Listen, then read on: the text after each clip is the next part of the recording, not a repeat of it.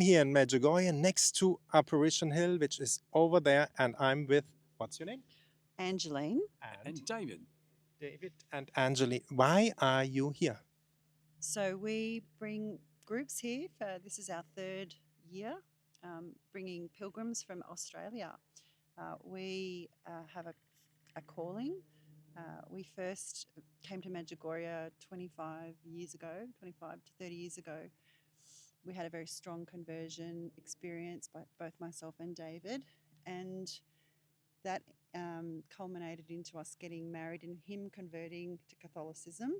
And we had kids, we had the ups and downs of marriage, and for some reason we've been drawn back in the last 5 years and to bring people here from Australia. So that's been a calling, and we just feel this is the third one, and 31 people we have in our group, and we just feel so honoured and humbled, pinching ourselves that we are able to do it. And also, I think once you've experienced something here, why wouldn't you want to have the opportunity to try and let others share in that, or to at least facilitate for them to come? Of course, it's up to Our Lady, it's up to Jesus, what happens from there, but after such profound happenings for us, why wouldn't you want to share Medjugorje with the world? And you made a ministry out of it. It's called Saintly Travel. Can you show me this? Hold it up because the camera can't go down. There it is. You have a website, Saintly Travel, as well? So our pilgrimages are a little bit bespoke, and we've done 3. We're new at this. We do stay with Mariana, and Mickey Musa is our guide. We kind of wait for the call for Our Lady to go, when's the next pilgrimage? So we've got that in our hearts at the moment. So we're hoping for October, but if not, it'll definitely be this time next year. So it takes about 6 months to coordinate the pilgrimage. So we just pray about it, and like we did this one, I said to Our Lady, we said, who do you want to bring? And slowly she just brings who's meant to come. So she's calling you. Yeah, and it's very important, because one of the first steps before anything else is to find a priest. Why are the priests so important? Oh, look, if you don't have someone to lead you, we have Mickey, but from but from a spiritual point of view, and obviously trying to find priests too that maybe haven't been. Of course, we're not against ones that have been, and our priest with us this time has been once before, and he was funny. He said, last time I went, Our Lady gave me a new job, so I'm a bit scared this time. But he's beautiful. So the same thing happened this time as well. It seemed to. She's cleared the decks, and now he's just about, I think, to embark on something new. So. But I, again, very important. I think if we don't have our shepherds, we don't have our priests. Please pray for them. And Our Lady, I think she said to Mariana that the priests are the bridge for Our Lady's heart to triumph. She cannot do it without the priests, and they are the bridge, and so we need to pray for the priests. And so I think that's the other thing, to bring priests that we all know you get a renewal when you come to Medjugorje, because Medjugorje is where the true Catholicism is practiced, where you see thousands of people coming to adoration. You see, hundreds of people in confession every day. Everyone's just have their hearts with God. So I think you get to experience. I think the lovely village gives us the best example of Catholicism as it should be practiced, perhaps. Like a prototype of a Catholic. In a sense, to come village here. or church. And to watch all how locations. reverent they are, how beautifully they come out together. The village sort of walks out at 6 o'clock Mass. You look around and they're walking to church. And it's just so beautiful. I think it's like you're going back in time.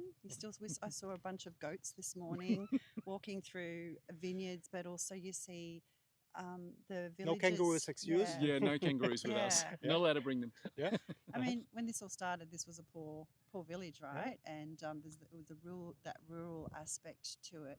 And you still, even though there's a lot of hotels that have been built, you still have that aspect as well. So it feels like you're sort of taking a step back in time, away from the matrix of the world, and you're on a retreat. Well, some of the things, like the food, the people yesterday were going, why does this chicken taste so good? And it's like, because we grow it here. We know where it comes original. from, and it's out of the earth. Authentic. Yeah. I always compliment Mariana on her food, and she never takes the credit. So I asked her why the pork tasted so good. She said, it's not how I make it, it's where we get it from. And I said, yesterday, why are these potatoes so good? How did you make them? She said, it's because we get them from the mountains. Anyway, so and that's throughout the village. I mean, we That's talk about important for people Mariana, too. but yeah. you know, the food within the village and stuff as well. And But it's tell so one thing. nice. That's so nice. But I want to know Yeah. what happened to you both here. Why? Have you got- Everybody's have you got curious. three- do you do I 3-hour have time. podcasts? What is going on? What was going on at that All time right. when you came? Okay, We so want to know it. my parents came when I was 17. Yeah. I had left the church. I was with a boyfriend who I loved very much, but unfortunately he slept around on me, did drugs. My parents come to Medjugorje and they came back changed. They were praying every night. They were fasting on Wednesdays and Fridays. They were like spiritual giants all of a sudden, always happy. And even with my situation with my boyfriend, they were, instead of being Judgmental. yes, they were opposite. No more They were- judgmental. no, not exactly. You got it. So, Yeah. so Mum gave me a picture one day of Jesus, and I looked at the picture, and he was crying. Not just a teardrop like in a picture. It was swollen nose, bloodshot eyes, and he was crying. And I was wondering why Mum was giving me a picture of crying Jesus, and she just shrugged it off. I said, "Why are you giving me a picture of crying Jesus?" She just shrugged it off. The next day, it was a normal smiling picture. So that created a shift in me. I started to go back to church myself, and for the first time, I opened my heart to Christ, and Christ revealed who he is and who he is to me, and how loved I was. And over a process of opening my heart and prayer, Christ showed me what he represents to me and how loved I was, and I was able to leave and be strong enough to leave this man that seemed to have a hold over me. I said, I love you, I forgive you, but I'm leaving you. And then I came here to Medjugorje, and when I got to the church, I was a 20-year-old. I just finished partying with Kentucky. I get to the church, I go into the church, and everyone's on their knees praying with the heart. You could feel their hearts were with God. And not only that, I felt like I had to kneel. Everyone was kneeling, but I had a knee injury. I thought, I can't stay here. It's going to be, I can't, because I can't kneel. It's too painful, hard concrete floor. I was just about to get up, and it was though a prayer was impressed on my mind. It was almost like ran across my mind. It didn't come from me, it came from somewhere else. It was something along the lines of, Lord, take this pain away so I can kneel before you. And as soon as that went across my mind, underneath my knees, or where I was kneeling, that pain, it was like the floor just melted away. It was like I was kneeling on nothing. It was like a cloud of, I say cloud of softness, but really people say, oh, did your knee get healed? And I said, it wasn't that. It was that the floor dropped away, and I was so comfortable. I stayed in that position all through the Rosary from 5 to 6 and through the Mass, 2 hours just in that position, in that comfortable position. So that was incredible. But anyway, I said a prayer to the Lord. I looked into my future and I said, Lord, I want to be a mother one day. I do want to have a partner, but can you please choose this person? And then he chose And me. then no, wait. There is that's. And then one he more could thing. look like. Yeah. I said, please, just one more thing. Yeah. Can it be someone with this faith that you've given me this gift? Because I can't imagine sharing faith with someone who doesn't have this amazing gift. And that's where I left it. And it's a gift. And I met him. You met him. Where did you meet him? So I met him in Perth. It was probably a year and a half after the prayer. So that's the west coast of Australia, and Yeah. Angie lived on the east coast. Wow. We're 3,200 kilometres Yeah. apart. I was visiting a friend, and we met on the second last day that I was there. He on agnostic. Holy Thursday. It was on Holy Thursday, but he was non-believing, agnostic, not really understanding anything about Catholicism, which was fine because I wasn't that obvious about it. Although my friends apparently told him, she's a bit of. What did they say? A bit of What did my friends say? Oh no, weirdo. No, not I weirdo. don't- But That's just what people think these days yeah, of true. Catholics. But And that's why I do the videos, to show we are not weirdos. We are honestly the most joyful, happy, balanced oh, people. absolutely. Balance sometimes, Balance, sometimes not. Yeah, That's but why. That's why we okay. are here for healing. When Medjugorje is Yeah. a place of healing. I agree. Yeah. No, she just had a beauty about it. Now she's beautiful, She but is, she absolutely. had a a beauty about charisma. it. Yeah, I'll show you a photo. I've got it Yeah. from the first night we met. Yeah. But This can take a long time. no, I'm No, not. it's good. Excuse me. Yeah. Is Yeah. that, and I fell in love with her. That people talk about love at first sight, Mhm. and that's what happened to me. And so therefore, what ensued over the next month, and of course, she said it was the second day. The next day she left back to Sydney. So ours was a long distance relationship over the phone mostly. And eventually, a few trips backwards and forwards, and Ange had booked her ticket to go to World Youth Day in Paris and an open ticket to go around the world. And the last time I visited her in Sydney, I came home and I went to get ready for work and I couldn't get ready. I couldn't even tie my shoelaces. It was a mess. I phoned work and I said, look, I can't come in. I'm not feeling well.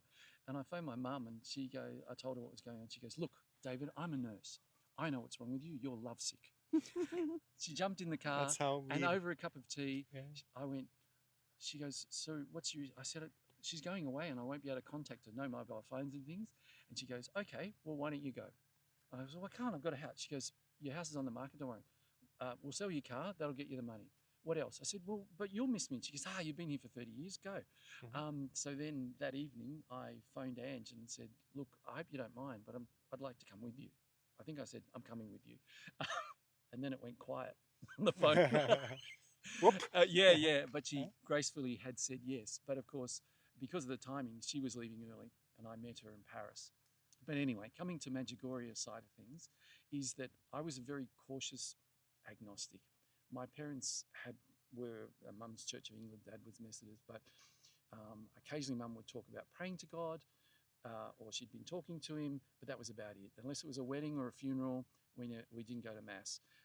So we didn't grow up with the faith in that sense. I believed a lot of things.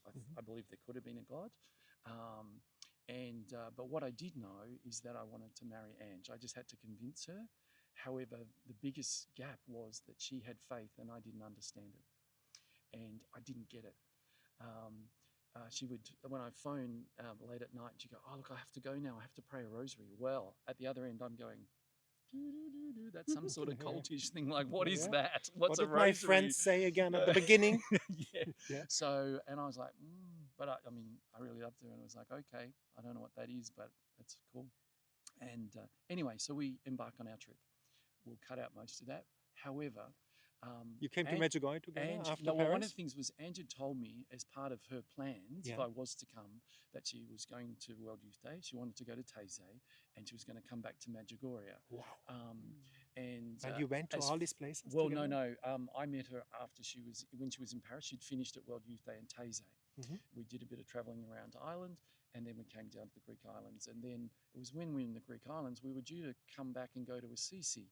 But of course, the earthquakes happened and the basilica collapsed at the time we were supposed to be heading there. They heard you were coming. Maybe God's planning there. And it was around that time when we were on the ferry back that Ange realised that our visas would run out, but also how we could get to Medjugorje through Italy. She thought Trieste was Also, I said, you don't have to come. Yeah, this was you the can invitation. meet me in Italy, but he decided to come, which was a big leap for him because it's a very Catholic pilgrim. She'd explained a little bit about the visionaries and she said, but you need to understand, sometimes people have experiences there. And when she asked me, I was thinking, now, if we get married and she has an experience and I'm sitting in Italy somewhere having a cappuccino. That experience doesn't fit? Well, we'll never share that because I wasn't there. So that's when I went, yes, I'll come. Now, in my wildest dreams, I never expected that any experience would happen to me. But certainly for her, she was a holy Catholic girl. In fact, I thought maybe she'd become a nun. But anyway, and so as soon as we got into Brindisi, we got off the ship. The train pulled out and the thing went click, click, click, click, click. The next train was to Trieste, which is where we needed to go. So we had 20 minutes and we got to Trieste. She phoned her mum and said, look, we need to get to Medjugorje. She said, leave it with me. By the time we got to Trieste, she'd phoned a friend here. He'd organised to pick us up and accommodation.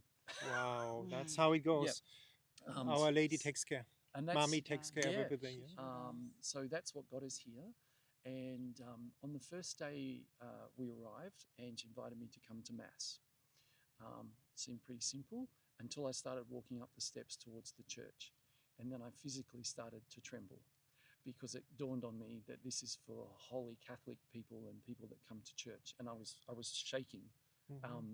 And I couldn't go in. It was holy ground. And you know the church, Tom. Yes. I was only I did go in, but I only went into those first little area where the fonts are, and I didn't go through the glass doors because I couldn't, that wasn't for me. I only knew the Lord's Prayer from school, and I didn't understand any of the Mass. So I think I stood to start with, but at the moment people sat down, I was on my knees. I put my hands over my face in the hope that nobody would notice this big 6-foot guy there. I'd be as small as a mouse. And I basically said the Our Father, or what I knew of it, and apologised profusely for being inside the church because I didn't believe I should be there. As I was doing that, I had my hands over my eyes, and throughout the Mass, I started to get these little mini visions about the size of a cake plate, a circle, and in it was an image that would move. And whilst I was here over the week, I had 9 of those. All of those came to physical fruition.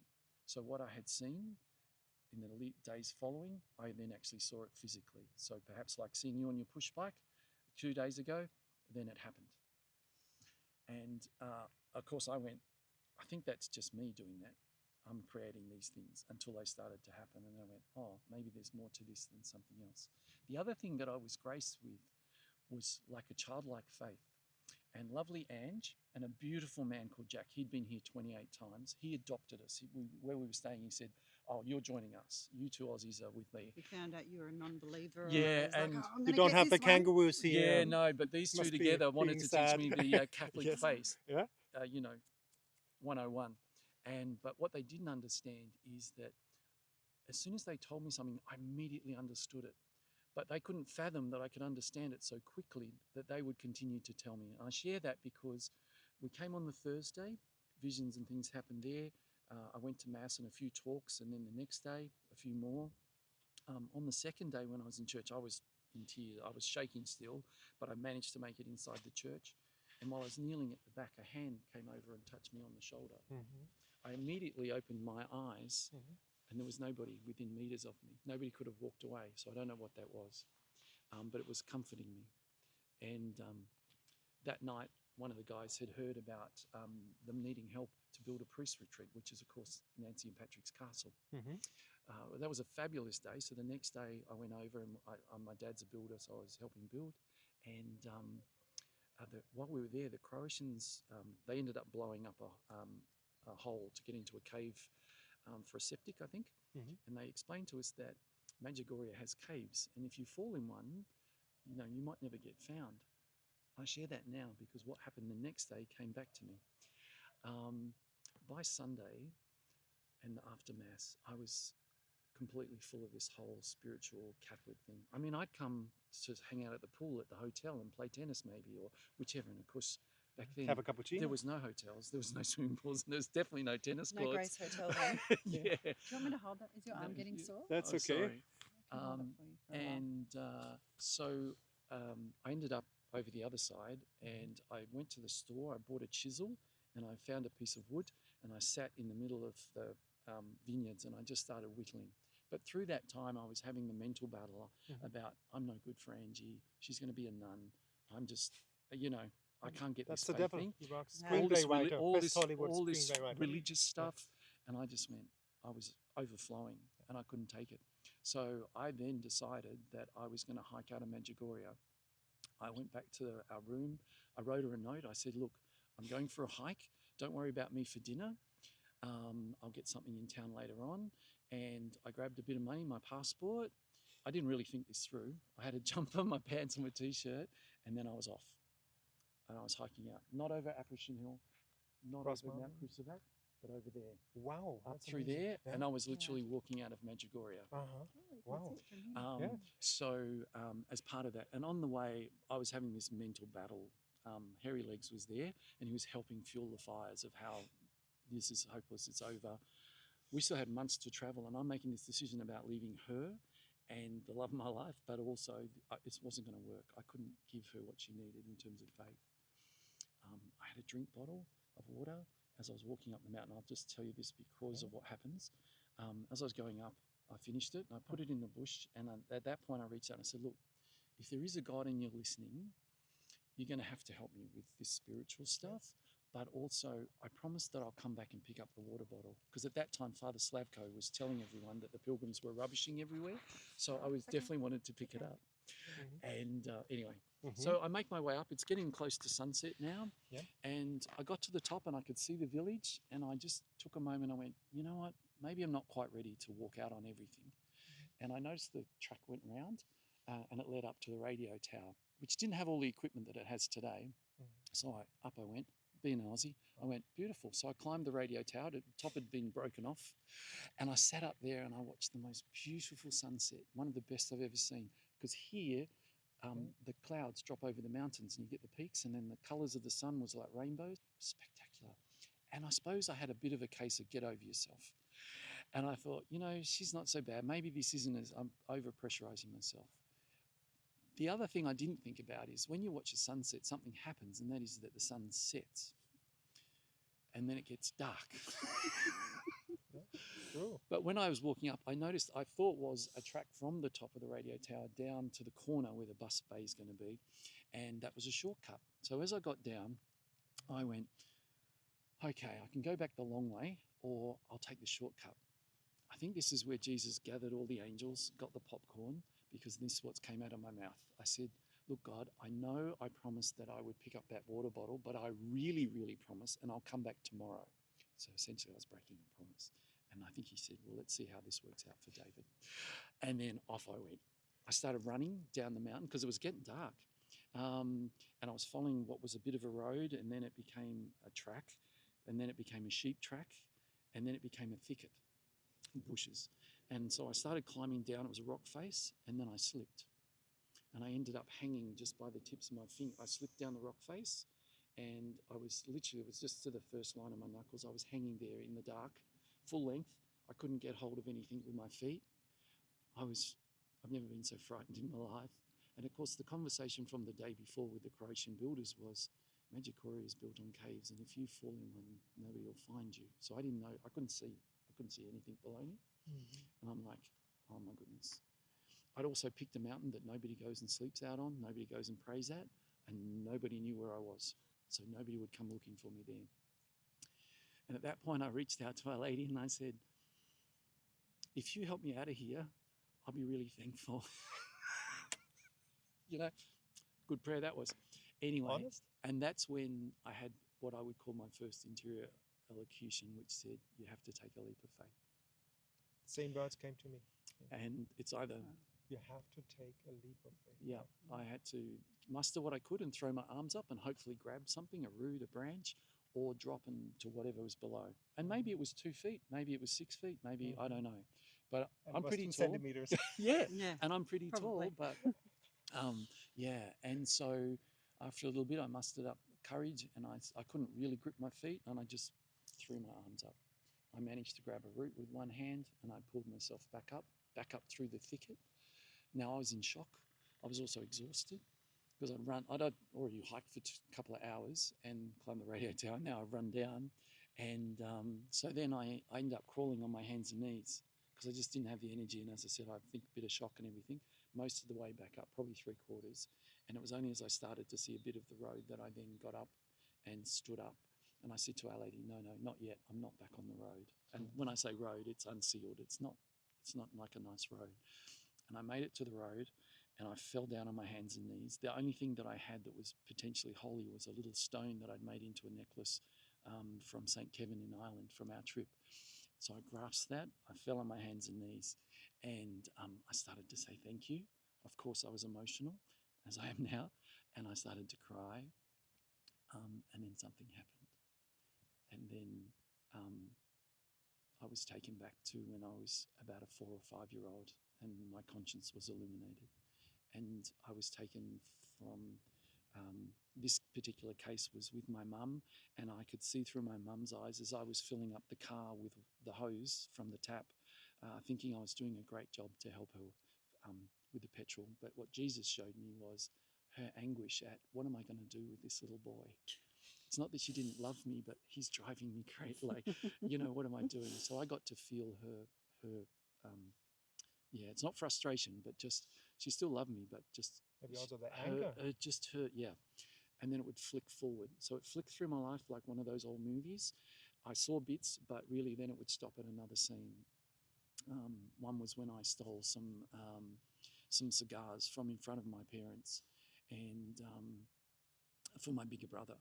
And my big brother ended up getting caught because he didn't realise when you smoke cigars with your neighbour, a lot of smoke comes from behind the shed. So they called the fire brigade because they thought the shed was on fire. But what it showed me is that he got the strap, so he got a bit of a belting. But for me, I only got told off, and I got to feel his hurt. That not only I'd probably done the worst, well, I had done the worst thing because I'd stolen in front of my parents, but yeah, so I got to feel it. So that's an example of just two. There were quite a few, and it brought me right up to today. At that point, I was very, very sorry. I was crying. I was very remorseful, and then it got worse because then Jesus said to me, I forgive you. And with that forgiveness came this flood of mercy and this most unbelievable love that two things happened. I immediately saw, I said, no, you can't, because I could see in my eyes, my family hearing what he had just shown me, people seeing it. It was funny, and it wasn't until recently, even to the point like it was in the media and it was being shown, all the things that he'd shown me. And I went, no, no, no. And then I went down the other path, which was the love part. And I was looking, searching through my life, and I saw parts of my life where I'd been forgiven, and I was forgiven. I had loving parents, and they loved me. But that love did not compare to the love that I was feeling. I could not find a time in my life that I felt the love that was being bestowed on me. And in fact, I got to the point in it, those vision, that sort of image finished, and I was off the earth, and there was nothing compares to the love that I was feeling. And so I fell into the depths of despair because I said, no, it's not possible. You couldn't forgive me. And I was to the point that I was dry reaching. I had nothing left. I was empty. And I started to get these pins and needles on the tip of my nose. And they started to slowly radiate out, but they only just went to sort of just around the edge. They didn't go into my head, and it broke my conscience and my thoughts at the moment. I was like, oh, that's really weird. Circuit breaker. Yeah, why have they stopped on the edge of my face? I should have a headache, and I mean, my nose was running and everything. And then I got this sensation that someone had touched my face. But what it really was, I came to realise, is that I'd put my face in someone's hands, and those hands were Mary's, and she had come to console me. And that's exactly what happened, is that she consoled me. And it brought me back to the point where I stopped crying, and then I calmed down. I still had my eyes closed. I didn't see Mary, but I felt that she was consoling me. And then she disappeared, and Jesus came back. Now, I didn't see Jesus. There was a bit of a vision of something, but he was there. And it's funny because when he said those words, I forgive you, it was the king's decree. And I knew in myself, I was sort of waiting for him to maybe say it one more time. Oh, David, it's okay, I forgive you. But I just knew that the king had said it, and I wasn't to ask again because it was done. What he'd said was done, but it was done in heaven. And from there, he explained to me the sacrament of confession and reconciliation. And that was that in order for that to be fulfilled, I would need to go with a contrite heart to one of his anointed ones, and through his anointed ones confess all my sins. And if I did that he could go work through his anointed ones and could forgive me on earth, and therefore I would be forgiven on earth and in heaven. And although it wasn't spoken about, I had a sense that there would be some penance to do. That's all I can put to you, but I just knew that there would be something from that. But if I did all of those, then I would be forgiven on earth and in heaven. So that's how I learned about confession and reconciliation. I don't know how long, but I can share some more if you wish. So I'd calmed down. He impressed on my heart that there was only one church. He'd only created one church. That was the Holy Catholic and Apostolic Church, and that I needed to join it. He said man had made all the rest. And I also had a terrific sense of wrong and right. I knew clearly what was wrong and right now. Things before that I probably knew a bit, crystal clear. As soon as words came out of my mouth, I went, I know. And it stayed with me. So at that point, he sort of disappeared, and I calmed. I opened my eyes, and I was still down on my hands and knees. And I started to see the ground, because obviously you've had your eyes closed as you're crying, and I wiped my face. And then I started to see the blades of grass, the white stone. And while I was there, this soft light started to come from behind me in a line, and it came from behind me, underneath me, and out in front of me.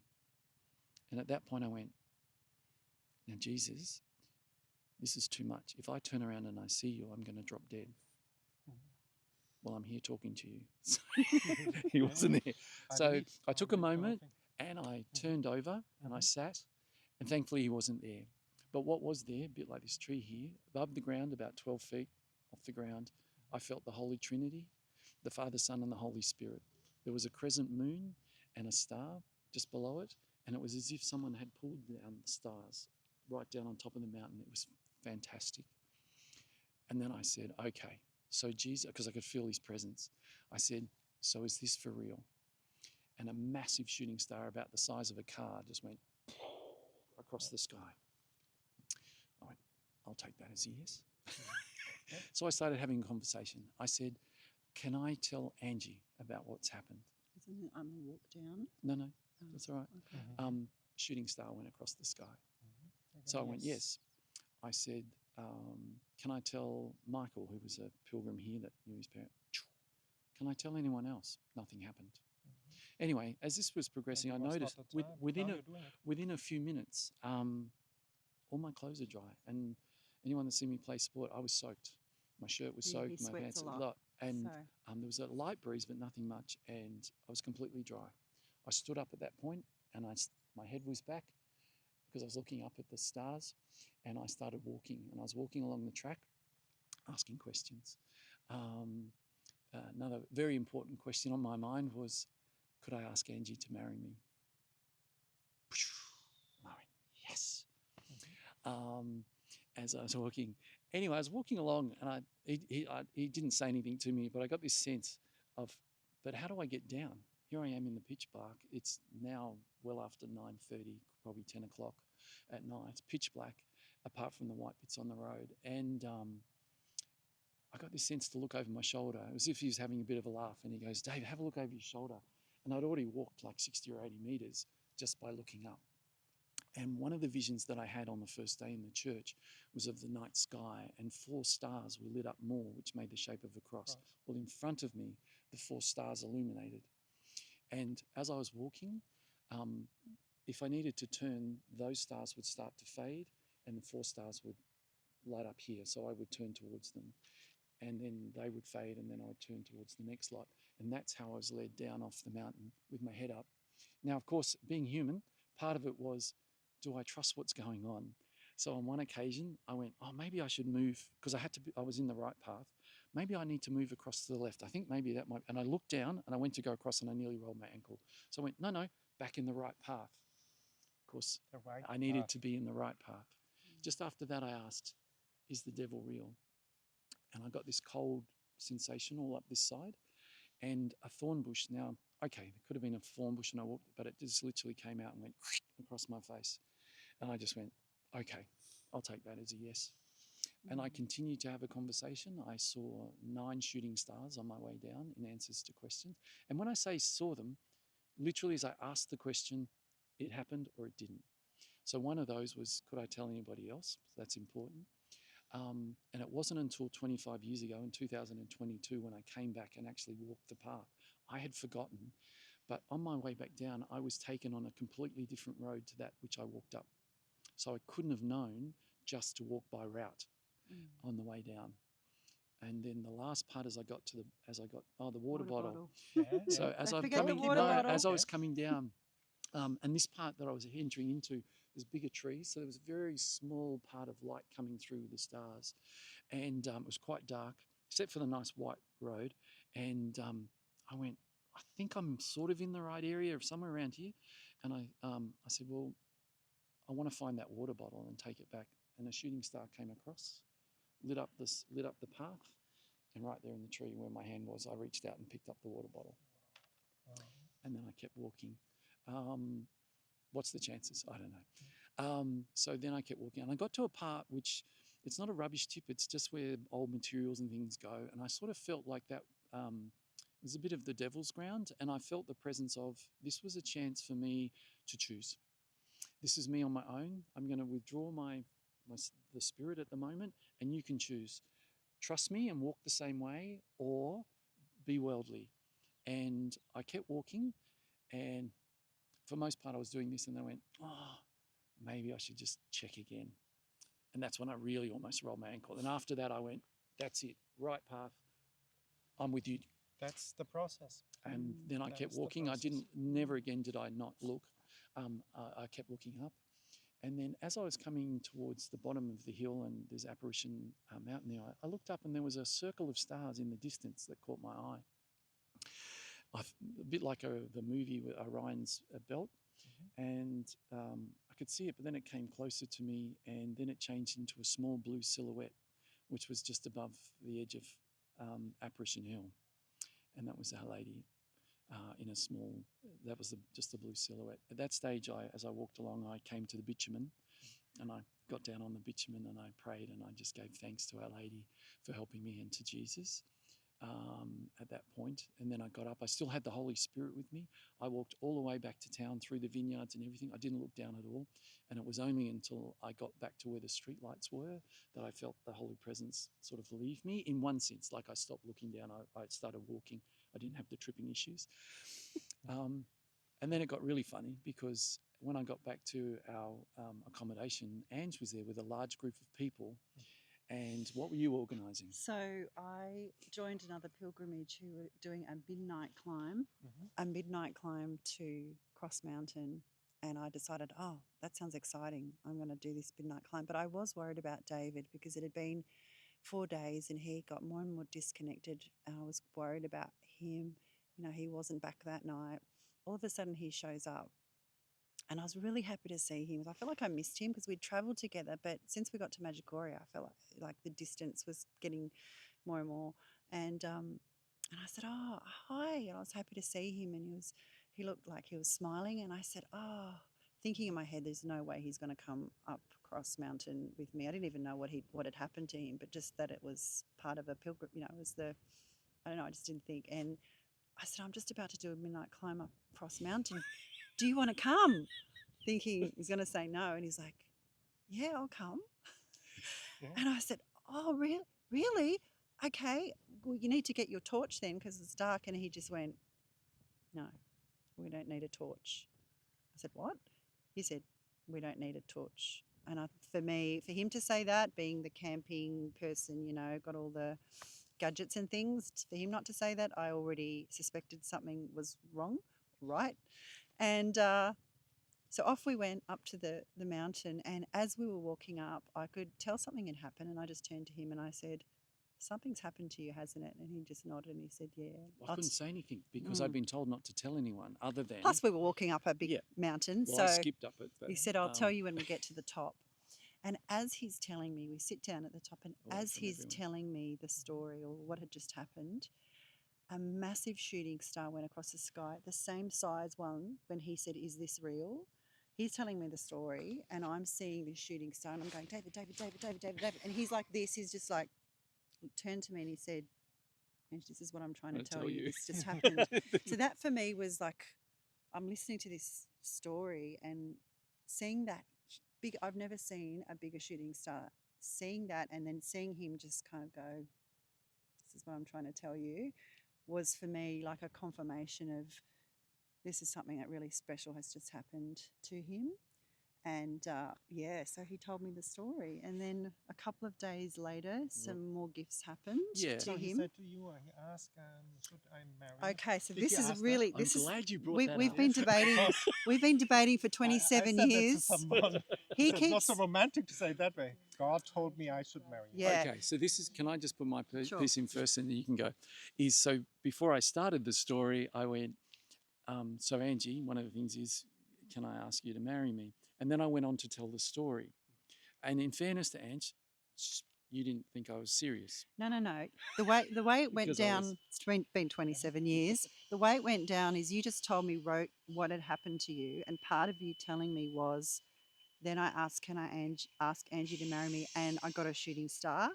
And then this happened and that happened and this happened. Is that a marriage proposal? Maybe not in some eyes, Okay. but for me, okay. So that's how it went How was down. it for you? You asked him, is that a marriage proposal? No, she No, didn't. I'm asking you now because Yeah, he's yeah, trying yeah. to tell me. Is that Yeah, like yeah. This down is on something one we've knee? been debating for 27 years. So, but Tom, Kind of yeah, shy man would do like that. exactly. However, He's on your side. she didn't say anything. Absolutely. She didn't say anything the Sounds next like me. day. She didn't say anything the next week. Uh-huh. It wasn't until we got to Hungary a couple of weeks later that I brought it back up because I'm going every day. Did she hear me or whichever? Yeah, I mean, it But was do you remember clear, I that? said Do you it. remember that prayer? I said to the Lord, "Let that person be someone with faith." Now, just because he's had this amazing experience, Yeah, that doesn't quite cut it, does it? it's got to live the test of time a little. So Excuse me, God. I was expecting God to give me a sign, Yeah, that's fair and enough. so we travelled around and we got to New York, and he withdrew the question because it was all too much It was pressure. too much pressure. In Hungary, I just went no. And we got to this beautiful cathedral in New York, and I went to confession. And I must have shared with the priest, I was looking for a sign to know if David was the one I was meant to marry because of that prayer. And the priest said to me, "You're not going to get a sign. God is not going to give you some miraculous sign.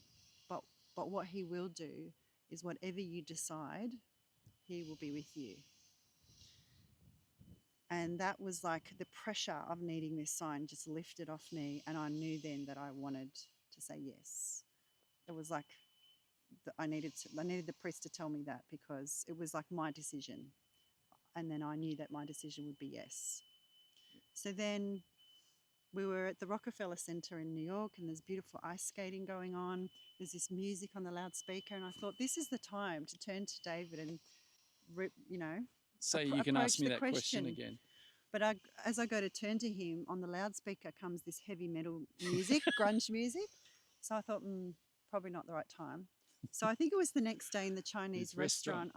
He's saying pass the soy sauce and eating the Go on, just tell her what you said. and Let's get to that. And he said, I said, Was it the sweet sour sauce? Yeah. Yeah. It was saucy, all right. chicken cashew nut. Yeah, go. I said, that question, and he said, what question? I said, that question. And then I went, oh, that question. I said, well, the next time you ask, I'll have an answer for you. And I responded, well, you just can't ask me like that and expect me to ask you straight away. Anyway. I need time to prepare. Okay, so on a bunk bed, So all the later romantic that night, places around he the world. proposed, and I said yes. Yeah. And he so- became a Catholic probably 6 months later. Yeah. You make me cry. Yeah. So And lots more happened to him, but maybe for a part 2. Yeah. Yeah. It's up to you. I don't know. because I did go to confession the next day. The next in New York. No, Yeah. because we jumped forward to New Yeah, York. yeah, But yeah, after that's what my I want. experience, But could you the go next as a day. non-Catholic to confession? Well, How I would that believe work? that I had been baptized, Yeah, in the as I spirit, that was understood that. Yes. And Jesus had put on my heart exactly what I needed to, and essentially He had told me that I needed to go to confession. And I also had the sense that, despite the graces I'd been given, whether it was the next day or in 5 years, I wouldn't receive any more graces until I went to confession. I did. I went to confession. It was, as most people say, it was quite lengthy, but I knew exactly what to say because I just lived it, relived it. And but the amazing thing is that as a non-Catholic, a lot of the English comedy used to be about Catholics going to confession, and it's like the rotating door. You go in, you go to confession, you come out, and you do the same thing. You go back, and it's this rotating thing. But until I actually went to confession, and I felt, I had no idea. I was like that sin of being, sin or the hurt that I'd caused as a young boy was still on my shoulders, and I'd been carrying that for over 25 years or whatever. And after confession, it was all lifted. It was completely gone. And at that point, it is such a beautiful sacrament. There's no need to be scared of it. Okay, I had a special experience, but for those of you that go, that's a greater experience than me having to have Jesus take a baseball bat to me to sort me out, to understand that I needed to do it. And at that Funny point, expression. well, really, at that point, he did, because I wouldn't have taken it, I wouldn't have understood it, or I wouldn't have taken it seriously, I don't think, because of my concern about, what's all this religious stuff. And at that point, I figured that that was it. The graces were done. And after confession, I thought that's enough. And again, maybe for another time I can tell you what happened next. Forward. You were like in New York then. You Well, proposed. Yeah, no, And you then might you want to went go on back. a journey to.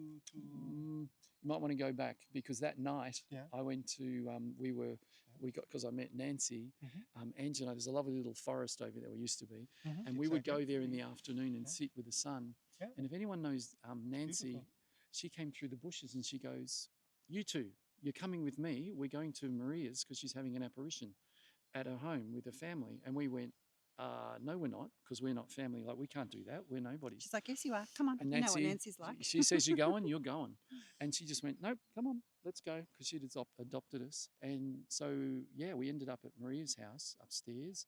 And during that apparition, I didn't feel any per se, but I prayed to ask to learn about the Rosary and to learn about the Mass. And funny, I had prayed a very similar prayer for Our Lady to teach us in her school, and I didn't know he prayed the same prayer. And then I had a couple of visions that night. One of those was of my hand, and it was open and I couldn't close it, and I didn't know why.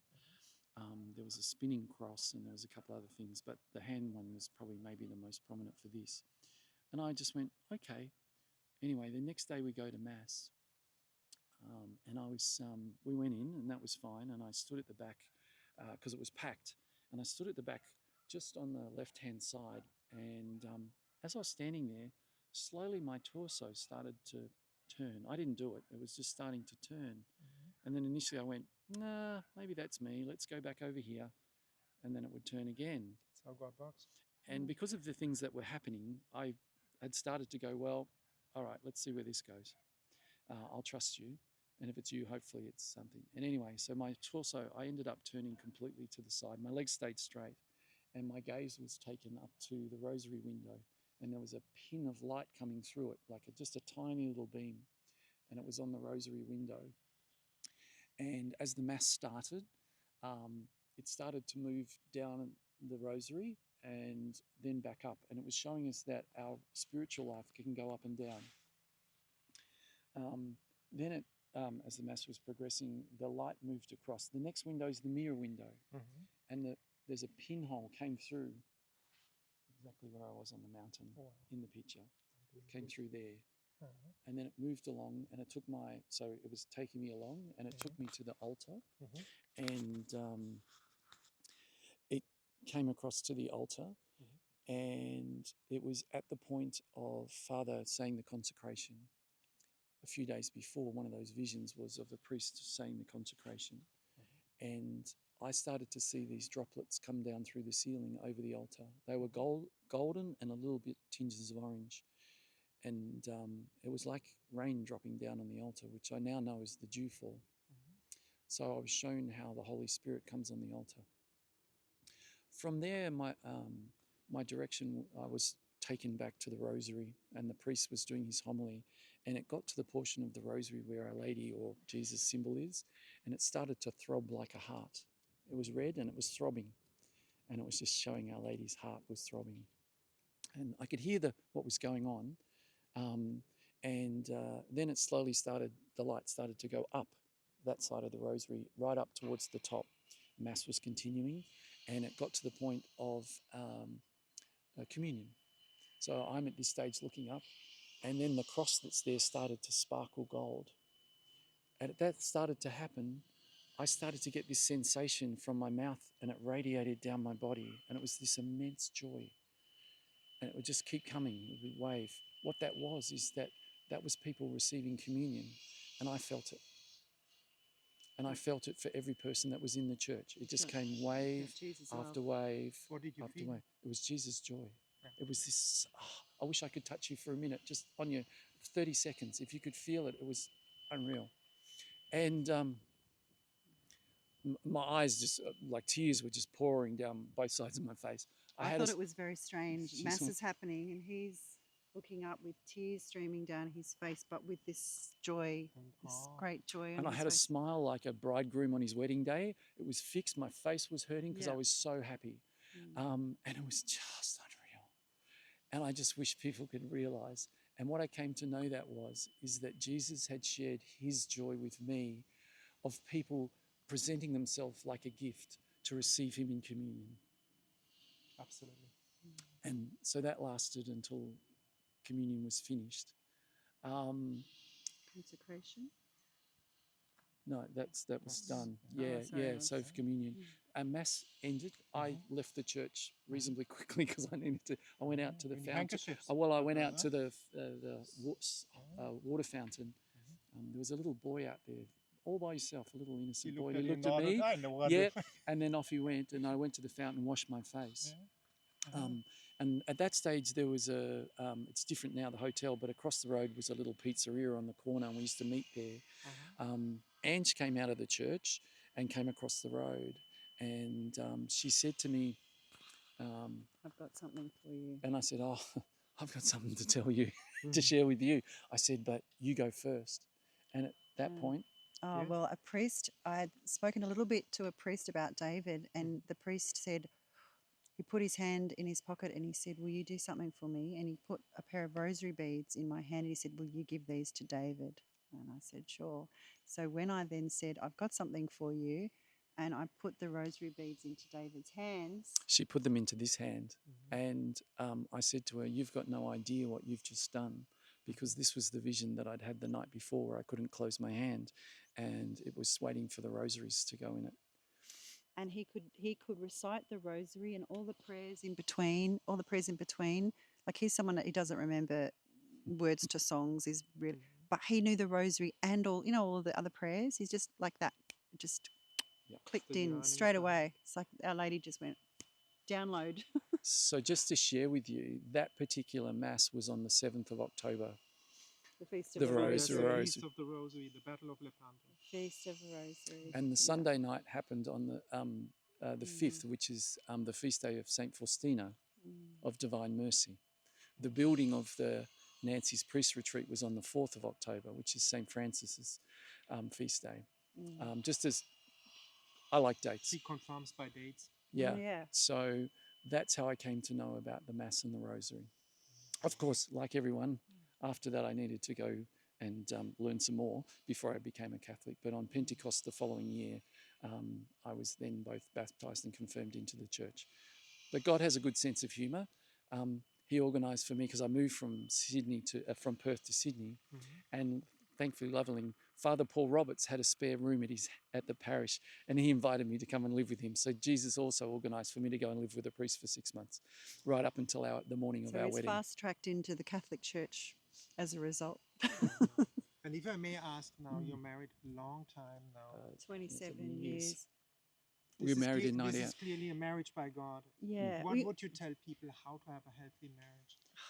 Oh boy, that's a tough one, Tom, because it doesn't come with a rule book, and you can do good things and bad things. But I think the faith. reason we're doing pilgrimages now and not back, is because we've been through trials, adversities in our relationship. We've had lost a child, we've had a business bust, we've had many adversities, and even remember David didn't get a shooting star to tell the story, or he just didn't get one.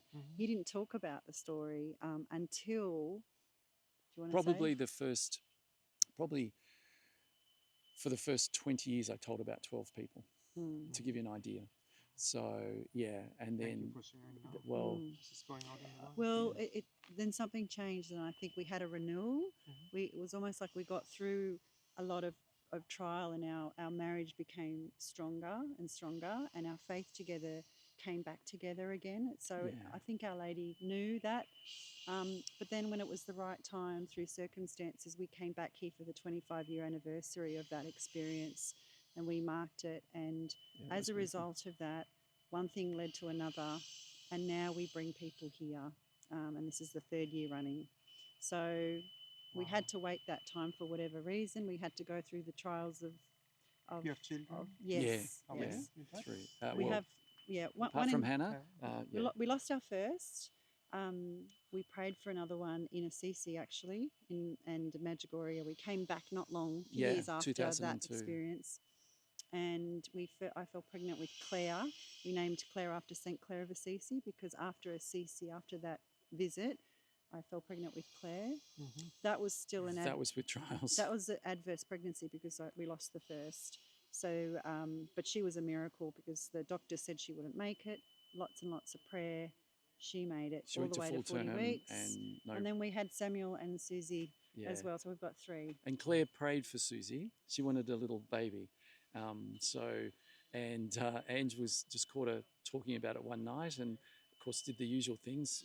Oh, you won't be able to spend much time with Mummy because I'll be busy. Oh, no, that's all right. We'll help you, Mummy. She's like, why don't you have another baby? Come You can on. tell And then I said, well, it's not up to me. It's up to God. And she said, it's up to God. This is this 7-year-old, 6-year-old, 7-year-old. That's when we were in trouble. And then she just launched into this prayer. Oh my goodness, this most beautiful prayer of faith of this child. And I remember shuffling in the edge of the bed as I'm listening to this child pray, thinking, We're in trouble. we're in trouble. And honestly, I was In a either nice pregnant. way. I remember thinking, David Beater kept away from me. Somehow Susie came along. Yeah. And we always We're attribute blessed, that of to course. Claire. Yeah, yeah. And then she found out that there's other ways to have babies. And Yeah, yeah. she said, yeah, me and you and Daddy sexing. But anyway, And, yeah. my it's a George- beautiful your family. husband, you This was get this, passionate. this, You need a this was baby. when she was after Susie was born. She dropped that one on us. I was like, whoa, okay, good one. Yeah. But anyway, so that's part of our So, story, and yeah. That is we're amazing, so yeah? blessed to be here. What would you tell now? Now you have this travel agency. Can you show it again Oh, what it is? Saintly Travel. Whoops, sorry. Saintlytravel.com or how is it? Yeah. Oh, the business card's in there. .com.au. saintlytravel.com.au. But if you just put Saintly Travel Australia, it'll come up on Google. Yeah. Fantastic. Yeah. But what do you tell people now? At the end, what would they come up to you and say, why should we come with you to Medjugorje? Make a little promotion for Medjugorje? Oh, look. We try. We're there for the pilgrims. We want to bring, like, the mission and the passion is that people have a life, like an experience that we've had. We know there's so much grace here. Our Lady's still here. I haven't been to Lourdes or Fatima, and I've been here 8 times. This is my 8th time. It's because Our Lady's here. Our Lady's coming. Why would you want to? How would you explain that to somebody? The thing is that watching Our Lady's here today? Yeah, They because could say you are weirdo. Yeah. Again, like at the coast. Well, there's some good documentaries. Yeah.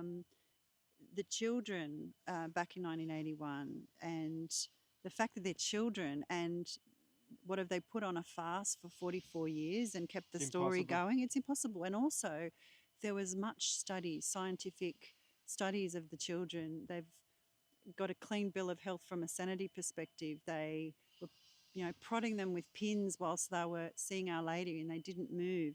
So from a science perspective, from that perspective, you can kind of go, okay, well, that seems unexplainable, but you can put that to the side, and that's never enough. It's an open heart. Once somebody opens their heart even a little bit and says and seeks, God can only work when there's an open heart. And Mariana always tells us when we arrive, the first thing she always says is to go to confession, because she says a pure heart knows how to open. So what does that mean? That means we need to acknowledge who we are before God, and that's opening your heart to God. It's like, Be authentic. who am I before God? I'm a sinner, but it's also seeking God, because God is love and He just wants to heal and forgive. He's not an angry old man. A lot of people think it's an angry old man with a white beard. Please, you listen it again now. Yeah. Believe somebody right now out there. The graces and the blessings that we get from faith. It's not only even the inspirations we get, the prayers we say are even inspired by God. He gives us the gift. Everything comes from Him. All we have to give Him is that free will, that openness. He does everything else. It's unbelievable how many blessings that He wants to give. He wants to give it, but we've got a closed heart, and He gives us that free will. He can do nothing. He can do nothing. You have to open up, my friends. To trust. This is the other thing too. And all the things here and around the world also is Our Lady always asks for baby steps. A lot of people think you come here and you've got to know the Rosary. You've got to go, look at me. I didn't know anything. And I'm not saying it, and not for a minute, that my experience was what I Tailored needed. for you. Exactly. I sat in a room with 30 people at the end of that first pilgrimage and many others since. And the way in which our Lord touches people is just unbelievable. Big, small, whatever. It doesn't matter. And, you know, initially I wasn't sure what this was all about. But when we lost Hannah, I was alone. I was by myself in Sydney. Yes, Angie's Our family. firstborn. I had nothing. I had nobody. But who was there? Who could I turn to? And I was able to turn to my faith and to Jesus. And he helped me through it because it was terrible. So and he's here. Look, I'm up there going, are you listening? Well, he responded straight away and went, okay, you're He around. does. So be have careful to, what you have ask to for. Exercise your spiritual eyes. Yeah, That's yeah. what it's all about. Your And if- soul, clean your soul. And if you had a forth. friend, do you neglect your friend? Do you just go, I'll see you every 6 months, or I'll see you whenever? I know Father Liam was talking about it, but you invest. So you do have to invest. You've got to put some skin in the game. And if you do, oh my goodness, really, it's beautiful. We were just at the Risen Anyway. Christ statue, the Mhm. Risen Christ statue Yeah, with you our wanna check. pilgrims. Very important. So Yep. one of our pilgrims lost her son. He's 33, brain tumor. So she's really going through grief and healing at the moment. And she's been asking for a sign, just something like a sign. So we took her to the Risen Christ statue and some other pilgrims this morning. Well, actually, we just come from there. And the Risen Christ statue, the calf is weeping a liquid. And when she got up there, it oozed all this liquid out for her. But it just kept coming. So all of us went up, and my sister and I, we put our hand on the calf of Christ and we prayed the Anima Christi. Do you know the Anima Christi? And we 3 or 4 times the oozing of the water just came. And it wasn't just that. Internally, I just felt this deep touching of Jesus' love in my heart. So yeah, today's been a special miracle. Running into you, Tom, has been a miracle. We've been following you Thank you. for a while. So thank you for the and blessing. Beautiful ministry. Honestly, I think it's great. And it's Yeah. giving people a chance Reaches all to the way to also Australia. see. Wow. And also gives us weather Show it to the updates. kangaroos. We were very excited about the weather updates last week before we got here because Yeah. it's a long way to come. It's like, Well, we need to go because Yeah. Yes. our pilgrims are meant So to you go get up the to. answer at the end. We say maybe you can experience the love of God. Yeah. She's igniting a fire here. And definitely, of all that said, Yeah. it is about where I started. It's a beautiful example of how to live our Catholic faith through the sacraments, through the church, through adoration, through confession, obviously through the Eucharist, the biggest of all, and going to Mass, and then reading the Bible, praying your Rosary. They're the things that are here. If you get nothing else and you come and see that and you can experience that, I think that's where you'll find the peace that people talk about. And that's what feeds the graces. That's what feeds all of the miracles and the healings. It's that openness to prayer and to all of those The things. openness of Yeah. the heart. Yeah. And at the end, what did this lady who lost a child? She saw that today. Well, how did she react to that? Oh, she was crying. We she was just a hugged joy. each other, and she was just. I think it was part of her healing she's going through at the moment. So it was very So special. don't give up. You say it as well. Mm. You lost a child. Oh. There's so many people. My father lost my brother, sister. What Yeah. would you tell parents? Yeah. How to get through that? That's Well, it one of the was with toughest it things. was with Turn faith. to Our Lady. Who I turned to think- Jesus, but Yeah. um, Yeah. I was able to move through the grief and the why us and understand that there's a bigger reason for it. I mean, we were then blessed with Claire. That was a trial, but now we've got a gem. We're blessed with Samuel. We almost lost him, and he's a beautiful young man. And of course, then Susie. So we don't know where they'll be in their life. We may be a part of it. I remember hearing one lady going to Padre Pio, and she'd had an abortion, and he shared with her that your son would have been the next would have been a pope. So we don't know what our children will be. We only hope as parents that we can do the best that we can. Sure, we make mistakes, but to put them on the right path, share our faith with them, and then they've got to find it themselves. As Angie mentioned, she was brought up Catholic, but she didn't really get there until she decided. I had to open my Yeah. heart to Christ. Yeah. That's again, you have to open. It has to start with that, a seeking and opening, and then the grace and the blessings. And for you to surrender things to the Lord, when you have challenges in your life, to surrender them Yeah, to the boy. Lord, I It's can a tell gift you for he God. he Yeah. will do so much a better job than you ever would, and he shows and demonstrates that to us time and time again. And So, for those that are in mm, despair, someone loves you. There is definitely someone that loves you, more than you and can you imagine. only have to turn to Jesus. And it sounds a bit corny, but boy, oh boy, I think it's really, really true. And you can do that wherever you are Yeah, around the you world don't have right to. now. Yep. You don't Yes, have it's to true. be here in You don't have Medjugorje. to be No. here. Yes. Yeah. Thank you so much for that Thank beautiful you. interview. Thanks, Thanks, Tom. Tom.